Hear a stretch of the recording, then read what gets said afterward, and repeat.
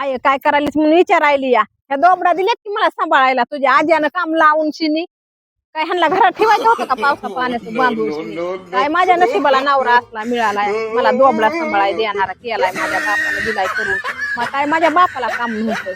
की नवरा दिलाय मला असला करून शिनी म्हशी सांभाळ्या आणि जा म्हशी सांभाळाय म्हणला मला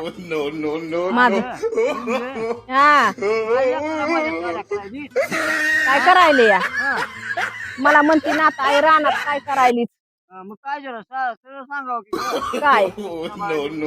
मग ही दिलाय की माझ्या नशिबाला त्या दोबडा मग काय मग ही म्हशी सांभाळायला लावलं का मला काय झालं सांभाळ काय झालं तुझ्या बापाला लय मला 10-5 लाख रुपये हुंडा म्हणून का बंगई टांगून देतो घरी म्हणून मला म्हशी सांभाळायला लावलं का आणि मग 10-5 रुपये लागतो मला हुंडा दिला नाही म्हणून जा की दना दना काम करा असं घाम गाळा